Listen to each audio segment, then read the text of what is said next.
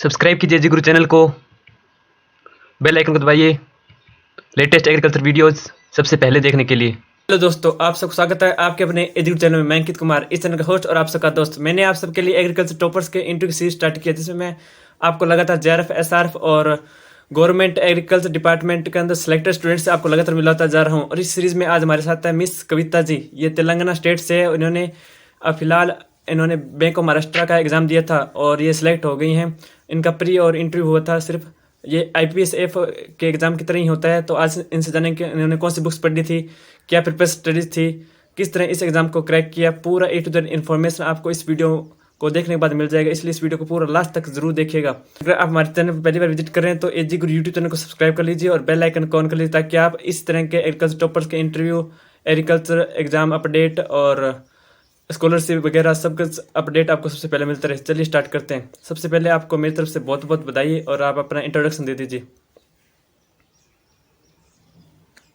Thank you so much, Ankit. Thank you for providing me this opportunity to share my strategy with the people out there who are listening to this video. Okay. मेरा नाम कविता कुमारी है और मैंने अपनी graduation professor Jaishankar Telangana state agriculture university से की है। 2019 pass out हूँ मैं। और मैंने अपना MSc उत्तर बंगा कृषि विश्वविद्यालय से किया है from genetics and plant breeding department, 2021 pass out. अब आप बताइए, आपने इस एग्जाम के लिए कोई कोचिंग ज्वाइन की थी या सिर्फ सेल्फ स्टडी की थी? मैंने लास्ट ईयर गुरुकुल अग्री के नोट्स से प्रिपरेशन की थी IBPS SO के लिए। बट लास्ट टाइम मेरा प्री और मेंस हो गया था, बट इंटरव्यू भी हुआ था, बट फाइनल लिस्ट में मेरा सिलेक्शन नहीं हो पाया। इस बार बैंक ऑफ महाराष्ट्र का एग्जाम दिया था और इसमें तो प्री नहीं था, सिर्फ एक ही एग्जाम था, एग्रीकल्चर पोर्शन का ही था। तो इसमें मैंने जो भी लास्ट ईयर मैंने प्रिपरेशन की थी, इस बार मैंने सिर्फ रिवीजन पे फोकस किया था एंड उसी पे मैंने एग्जाम दिया था। तो ओके। तो आपने किस सेमेस्टर से इस एग्जाम के लिए प्रिपरेशन करना स्टार्ट कर दिया था? मैंने सेकेंड सेमेस्टर से स्टार्ट किया था प्रिपरेशन, सेकेंड या थर्ड सेमेस्टर उसी टाइम पे। ओके। तो आप अपनी रेगुलर स्टडी के अलावा इस एग्जाम के लिए कितना टाइम निकाल पाते थे, कितने घंटे?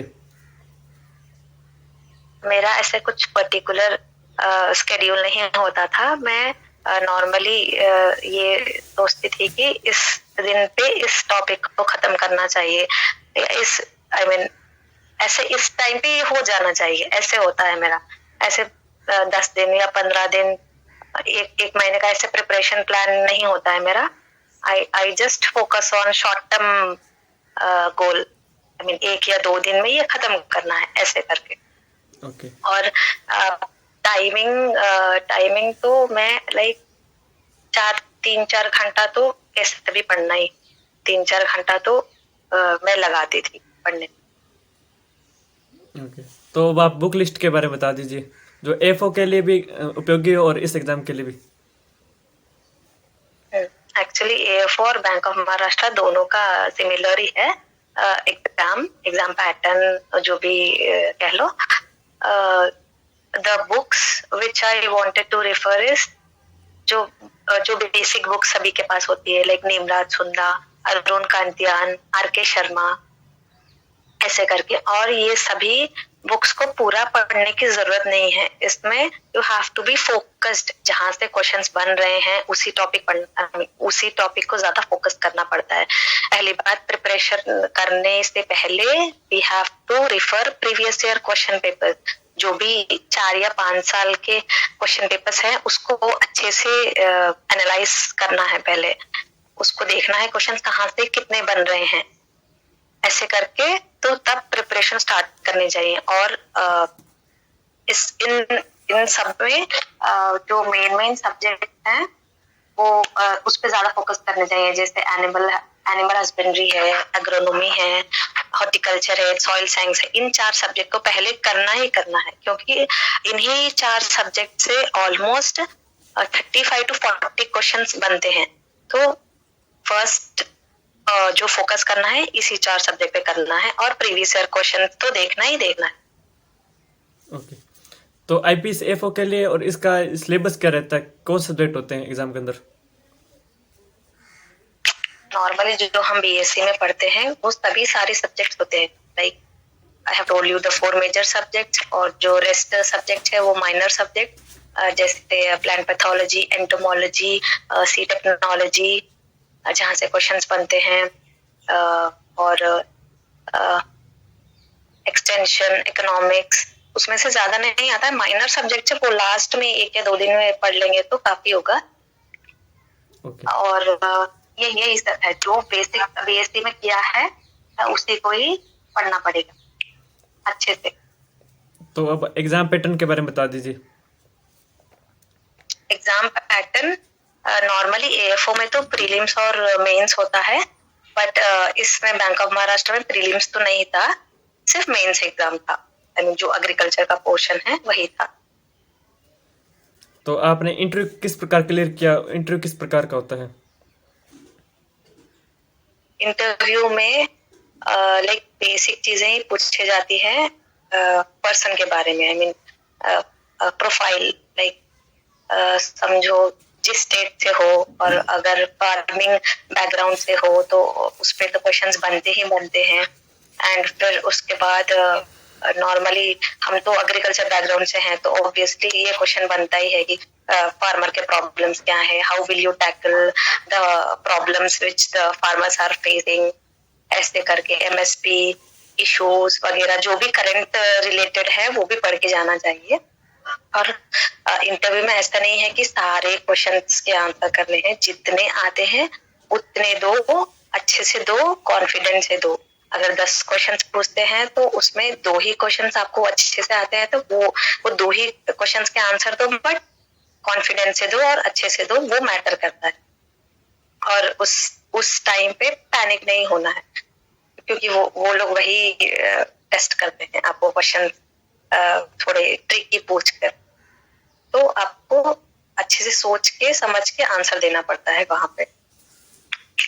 ओके, तो इसके लिए एलिजिबिलिटी क्राइटेरिया बता दीजिए। Eligibility criteria for AFO is BSc agriculture. Allied sectors भी हैं, बट नॉर्मली डिग्री काफी है एग्रीकल्चर। तो आप खुद को मोटिवेट कैसे रखते हो? मैं खुद को मोटिवेट आई मीन पहली बार तो होप नहीं छोड़नी चाहिए। एक एग्जाम नहीं हुआ तो दूसरे एग्जाम पे फोकस करना चाहिए। और सेकेंड चीज ये है कि पेशेंस नहीं रखेंगे तो और डिमोटिवेट हो जाएंगे। पेशेंस है तो हम आगे बढ़ पाएंगे। और ये गवर्नमेंट जॉब है, इजीली नहीं आता, थोड़ा भाव तो खाता है गवर्नमेंट जॉब भी। तो पेशेंस और होप और हार्ड वर्क करने से इट विल डेफिनेटली पे यू वन डे। आज नहीं हुआ तो कल तो जरूर हो पक्का। तो hard work, you have to believe in your hard work. Okay, अब आपका फ्यूचर प्लान क्या है? मेरा फ्यूचर प्लान अभी तो बैंक ऑफ महाराष्ट्र में करूंगी जॉब, और फ्यूचर में I want to work in NABARD. मेरा एम अल्टीमेटली एम है नाबार्ड में वर्क करना। ओके, तो इसका कट ऑफ कितना गया था आपकी बार? बैंक ऑफ महाराष्ट्र का कट ऑफ था 74 ओबीसी के लिए। ओके, और मैं आपको बताना चाहता हूँ जो देख रहे हैं इस वीडियो को, आईपीएस एफओ एसओ का जो एग्जाम पे जो प्रोफाइल होता है, सैलरी होता है, लगभग वही इसका ही होता है। आपको अगर उसकी तैयारी कर रहे हैं तो भी आपके लिए ये स्ट्रेटजी बेनिफिशियल रहेगी। तो अब आप बता दीजिए जो कुछ रह गया अपकमिंग जूनियर्स के लिए। अपकमिंग जूनियर्स के लिए मैं ये सजेशन देना चाहती हूँ कि जो भी वो लोग बीएससी में पढ़ रहे हैं उसको अच्छे से पढ़िए। लाइक वही बेसिक एग्रीकल्चर है जो एग्जाम में पूछते हैं। कोई डीप स्टडी करने की जरूरत नहीं है, एमएससी करने की जरूरत नहीं है। उसके लिए एमएससी होगा तो ये हो जाएगा, होगा ऐसे करके वो रॉन्ग नोशन है। बट जो भी बीएससी में हम पढ़ेंगे उसी को अच्छे से पढ़ना है, और जिस टॉपिक को पढ़ रहे हो उसको उतना डीप में नहीं पढ़ना है, क्योंकि पीएचडी नहीं करनी है उस टॉपिक में। So you have to be focused, और एग्जाम की रिक्वायरमेंट क्या है उसके हिसाब से पढ़नी चाहिए। बहुत सारा मटेरियल होता है, बहुत सारे जगह पे, टेलीग्राम पे होता है और दूसरे साइट्स पे होता है, यूट्यूब पर भी होता है, but you have to be focused. कहाँ से क्या पढ़ना है, क्या सेलेक्ट करना है, वो हमें जानने की जरूरत होती है, इसीलिए फोकस्ड रहना जरूरी है। ओके, जो आप सब इस वीडियो देख रहे हैं, आपको एफओ के लिए और बैंक ऑफ महाराष्ट्र के जो बुक्स चाहिए उसका लिंक आपको डिस्क्रिप्शन मिल जाएगा, वहाँ पर से जाकर आप परचेज कर सकते हैं। और इन सभी क्वेश्चंस के अलावा अगर फिर भी कोई अगर डाउट रहेगा तो आपको बैंक ऑफ महाराष्ट्र और एफओ का रिलेटेड, तो आप कमेंट बॉक्स में लिख दीजिए, मैं आप कमेंट्स का रिप्लाई जरूर दूंगा। Thank you, Ankit, for providing me this opportunity to, share my strategy with all the people out there. और अगर आपने अभी तक सब्सक्राइब नहीं किया है एजी गुरु चैनल को, तो जल्दी से जल्दी सब्सक्राइब कर दीजिए, and stay tune for more videos, because Ankit here is, taking a lot of effort to provide very good videos and guidance videos for you people. So stay tuned. Okay, thank you so much for you giving me valuable time. Thank you so much. Bye. Thank you.